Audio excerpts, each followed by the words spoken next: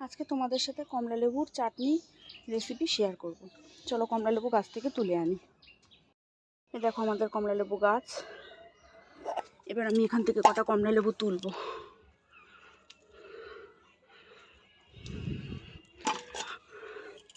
দেখি সব দেখো খেয়ে গেছে। এখান থেকে কটা কটা তুলি। এখান থেকে কটা তুলি, সব খেয়ে খেয়ে গেছে বাদুড়ে।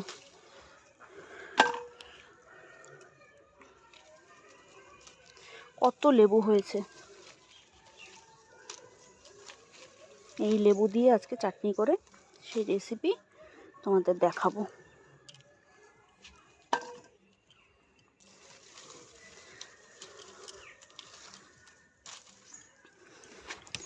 এই কটা হলেই হয়ে যাবে।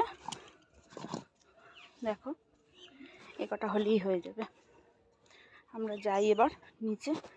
দেখো আমাদের ছাদে কত ড্রাগন ফ্রুটস গাছ, অন্য আরেক ধরনের লেবুও আছে। কাগজি লেবু সম্ভবত বলে এটাকে, আমি ঠিক জানি না। কাগজি লেবুই সম্ভবত বলে। আর ওই যে কমলা লেবু গাছ। ঠিক আছে, চলো রেসিপিটা শেয়ার করি। কমলা লেবুর চাটনি করবো বলে এই যে কমলা লেবুগুলো ছুলে নিয়েছি, এই যে টমেটো, তারপরে করে দেখাচ্ছি। কমলা লেবুর চাটনি করব। তেল দিয়ে দিয়েছি, অল্প একটু শুকনো লঙ্কা দিয়ে দিলাম, আর একটু পাঁচফোড়ন দিয়ে দিলাম।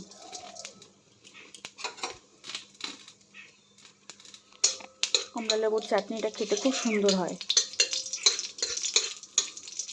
আমি চিনি দেবো না, আমি গুড় দেবো। যেহেতু আমরা চিনি খাই না, সেই জন্য আমরা গুড়ই দেবো।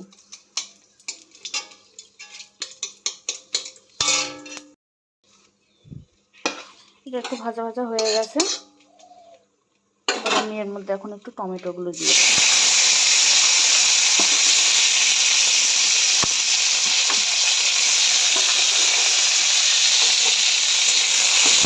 টমেটোটা হালকা একটু সিদ্ধ হোক, তারপরে লেবুগুলো দেবো। নাহলে লেবুগুলো তো নরম, কিন্তু তাড়াতাড়ি তো গলেই যাবে।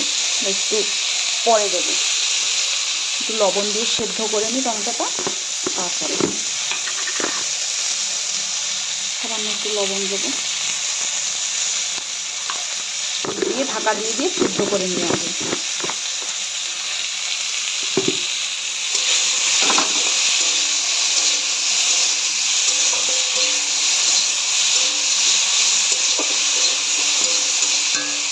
আর এটা ঢেকে দেবো।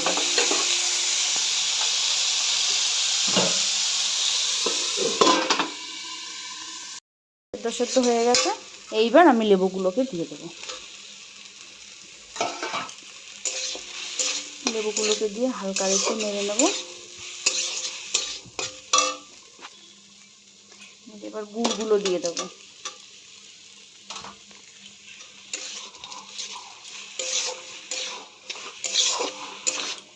যদি জল লাগে আমি সামান্য একটু দেব, কিন্তু মনে হচ্ছে জল লাগবে না,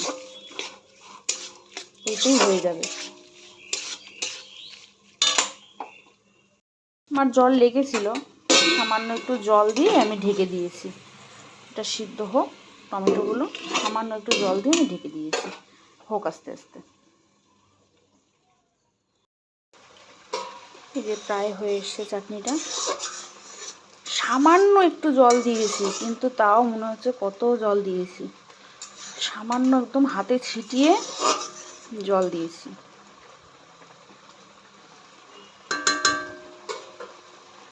আমার কমলা লেবুর চাটনি রেডি হয়ে গেছে। দেখো কি সুন্দর লাগছে দেখতে। আবার কোনো অন্য রেসিপি নিয়ে পরে আসবো।